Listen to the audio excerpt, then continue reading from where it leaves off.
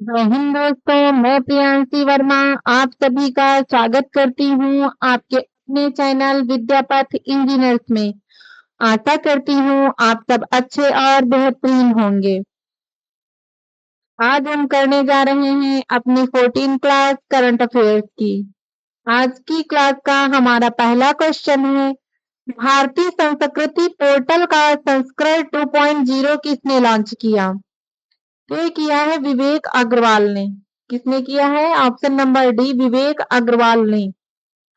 संस्कृति मंत्रालय के सचिव श्री विवेक अग्रवाल ने 5 मार्च 2026 को नई दिल्ली के कर्तव्य भवन में भारतीय संस्कृति पोर्टल के उन्नत संस्करण 2.0 का शुभारंभ किया।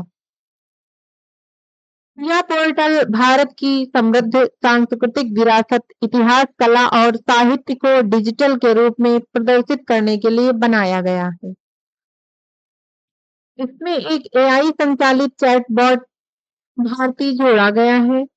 भाषणी प्लेटफॉर्म के सहयोग से अब यह 22 भारतीय भाषाओं में जानकारी प्रदान कर सकता है। नेक्स्ट, यूरोपीय संघ के देशों ने 2040 तक उत्सर्जन में कितने प्रतिशत कटौती के जलवायु लक्ष्य को अंतिम मंजूरी दी है? तो दी है 90%। कितने? ऑप्शन नंबर सी, 90%। फरवरी 2024 में भारतीय आयोग ने सिफारिश की है कि यूरोपीय संघ को 1990 के स्तर की तुलना में 2040 तक ग्रीन हाउस के गैस उत्सर्जन में 90% की कटौती करनी चाहिए। यह 2030 के लक्ष्य 55% की कटौती और 2050 तक पूरी तरह से क्लाइमेट न्यूट्रल बनने के लक्ष्य के बीच एक सेतु का काम करता है। नेक्स्ट, भारत और जापान ने 7वीं संयुक्त समिति की बैठक किस शहर में आयोजित की? देखिए ऑप्शन नंबर ए, टोक्यो। भारत और जापान के बीच व्यापक आर्थिक भागीदारी समझौते के तहत 7वीं संयुक्त समिति की बैठक 2 मार्च 2026 को जापान की राजधानी टोक्यो में आयोजित की गई थी। इस बैठक की सह अध्यक्षता भारत के वाणिज्य सचिव राजेश अग्रवाल और जापान के विदेश मंत्रालय के वरिष्ठ उप मंत्री ने की थी। नेक्स्ट, लद्दाख के नए उपराज्यपाल के रूप में किसे नियुक्त किया गया है? ये किया गया है विनय कुमार सक्सेना को। किसे किया गया है? Vinay Kumar Saxena. Option number A. Next, 2 दिवसीय माई भारत एनएसएस चिंतन शिविर का आयोजन कहाँ किया जाएगा? ये किया जाएगा बेंगलुरु में। कहाँ किया जाएगा? Option number B, Bengaluru. Mera Yuva Bharat और राष्ट्रीय सेवा योजना के बीच तालमेल बढ़ाना और विकसित भारत 2047 के लक्ष्य को प्राप्त करने के लिए युवाओं को सशक्त बनाना। तो पहला दिन जो इसका थीम था वो था संवाद से समाधान और दूसरे दिन की जो थीम थी वो समाधान से संकल्प। जिसमें केंद्रीय युवा कार्यक्रम एवं खेल मंत्री डॉक्टर मनसुख मंडाविया और विभिन्न राज्यों के प्रतिनिधि शामिल हो रहे हैं। नेक्स्ट,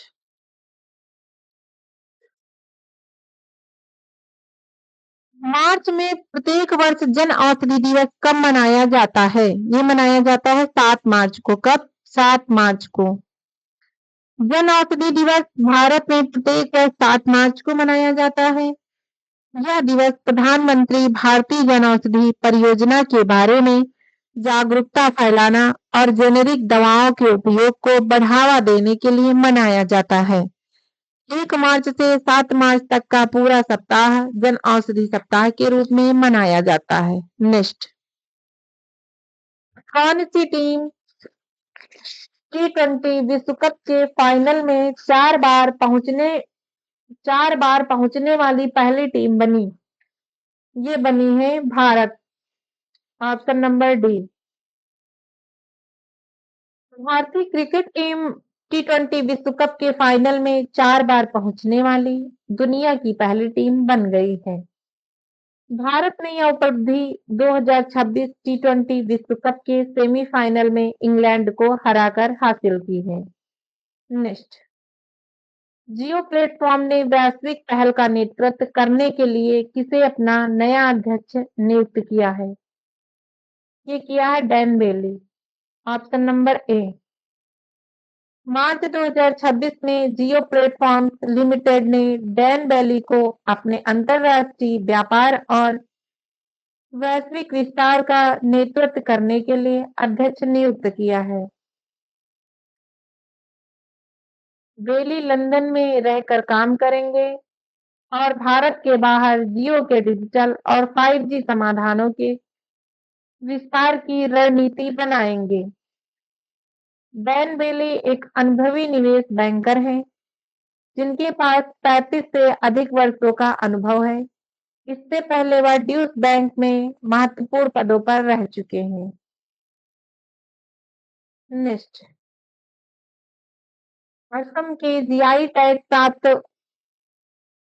कार्बी आंगलोंग अदरक की पहली खेप हाल ही में किस देश को निर्यात की गई है? तो ये की गई है संयुक्त अरब अमीरात। Option number D. असम के जीआई टैग प्राप्त जो कार्बी आंगलोंग अदरक की पहली खेप किसको निर्यात की गई थी? संयुक्त अरब अमीरात को की गई है। कार्बी आंगलोंग अदरक अपनी बेहतरीन गुणवत्ता, कम फाइबर सामग्री और उच्च ओलेफलोरेसीन स्तर के लिए प्रसिद्ध है। इसे इसकी भौगोलिक विशिष्टता के कारण जीआई टैग दिया गया है। नेक्स्ट,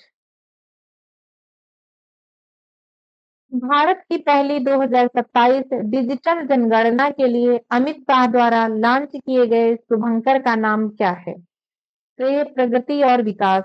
ऑप्शन नंबर बी क्या है? प्रगति और विकास। प्रगति एक महिला प्रगणक और विकास एक पुरुष प्रगणक का प्रतिनिधित्व करता है।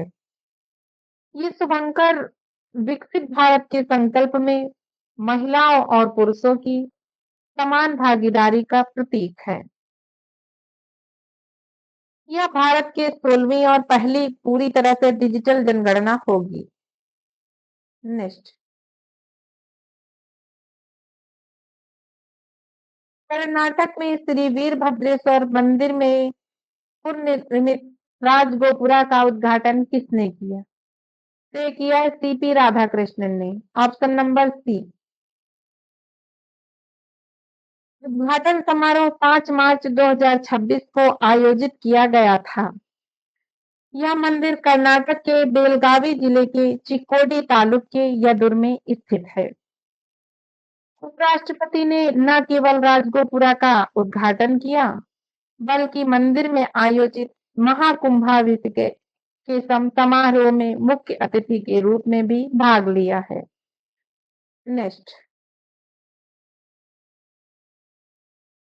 आईबीएम ने भारत में अपना पहला इंफ्रास्ट्रक्चर इनोवेशन सेंटर किस शहर में लॉन्च किया है? तो ये किया है बेंगलुरु में। कहाँ किया है? Option number C Bengaluru. IBM ने मार्च 2026 में भारत का पहला इंफ्रास्ट्रक्चर इनोवेशन सेंटर बेंगलुरु में स्थित अपने नए India system development lab campus में लॉन्च किया है। नेक्स्ट, केंद्रीय मंत्री अमित शाह 6 मार्च को इफ्को के सल्फ्यूरिक एसिड प्लांट का उद्घाटन किस राज्य में करेंगे? तो ये करेंगे ओडिशा में। कहाँ करेंगे? Option number B Odisha. केंद्रीय गृह मंत्री और सहकारिता मंत्री अमित शाह ने 6 मार्च 2026 को ओडिशा के पारादीप में स्थित IFFCO Indian Farmers Fertiliser Cooperative Limited की इकाई में सल्फ्यूरिक एसिड प्लांट का उद्घाटन किया। इस अत्याधुनिक संयंत्र को देश उर्वरक उत्पादन के क्षेत्र में देश को आत्मनिर्भर बनाना और विदेशी आयात पर निर्भरता कम करना है। यह संयंत्र प्रतिदिन 2000 टन सल्फ्यूरिक एसिड का उत्पादन करने में सक्षम है, जो फॉस्फेट आधारित उर्वरकों के निर्माण के लिए एक महत्वपूर्ण कच्चा माल है। नेक्स्ट, विश्व इंजीनियरिंग दिवस 2026 के लिए आधिकारिक भागीदार बनने वाला पहला भारतीय संगठन कौन सा है? तो ये अडानी समूह। कौन सा है? अडानी समूह। Option number D. यूनेस्को के तत्वाधान में मनाए जाने वाले विश्व इंजीनियरिंग दिवस के लिए अडानी समूह को आधिकारिक भागीदारी के रूप में चुना गया है। विश्व इंजीनियरिंग संगठन महासंघ द्वारा वैश्विक मंच पर इंजीनियरों के योगदान को मान्यता देने के लिए चुना जाने वाला यह पहला भारतीय संगठन है। वर्ष 2026 के लिए इस दिवस का विषय नवाचार और डिजिटलीकरण के माध्यम से सतत भविष्य के लिए स्मार्ट इंजीनियरिंग रखा गया है। नेक्स्ट, दुनिया की पहली प्रोफेशनल फ्रेंचाइज आधारित रोड साइकिलिंग लीग आयोजित करने जा रहा देश कौन सा है? तो यह भारत। कौन सा है? Option number B, Bharat. इस लीग का नाम साइकिलिंग लीग ऑफ इंडिया रखा गया है। केंद्रीय युवा मामले और खेल मंत्री डॉक्टर मनसुख मंडाविया ने हाल ही में मार्च 2026 में इस लीग के लोगो का अनावरण किया। यह दुनिया की पहली ऐसी रोड साइकिलिंग लीग है जो प्रोफेशनल फ्रेंचाइजी मॉडल पर आधारित है, जैसे क्रिकेट में आईपीएल होता है। नेक्स्ट, भारत ने हाल ही में पर्यावरण सहयोग पर समझौता ज्ञापन का नवीनीकरण किस देश के साथ किया है? ये किया गया है फिनलैंड के साथ। किसके साथ? फिनलैंड के साथ।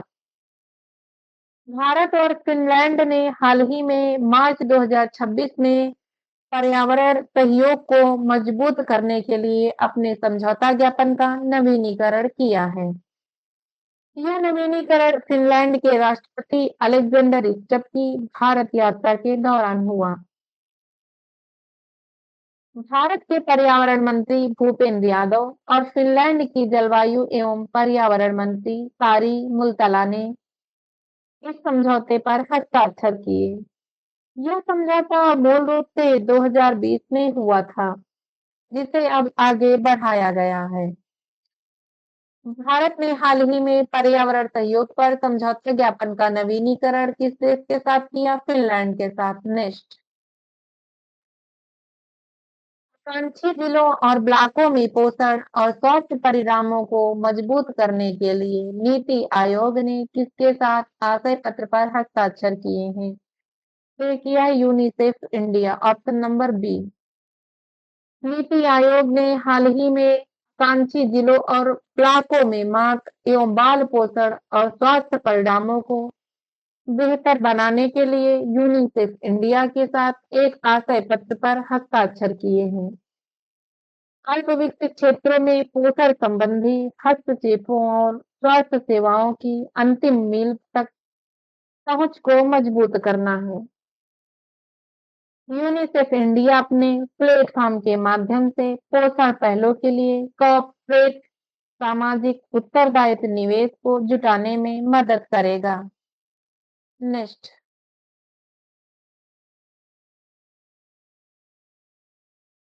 महिला उद्यमियों के लिए हर स्टार्ट पोर्टल और रिसर्च पार्क का उद्घाटन किस राज्य में किया गया?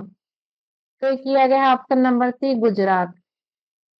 हर स्टार्ट एक प्रमुख स्टार्टअप प्लेटफॉर्म है जिसे Gujarat university startup and entrepreneurship council द्वारा विकसित किया गया है।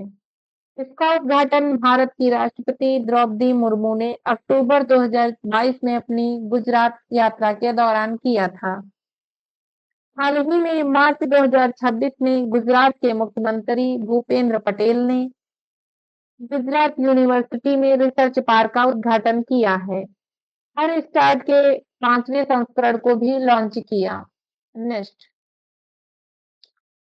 पश्चिम बंगाल के नए उपराज्यपाल के रूप में किसे नियुक्त किया गया है?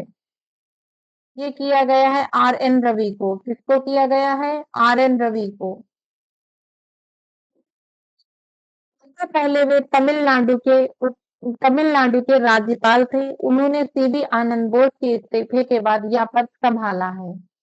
आज के लिए बस इतना ही। मिलते हैं अपनी नेक्स्ट क्लास में। धन्यवाद।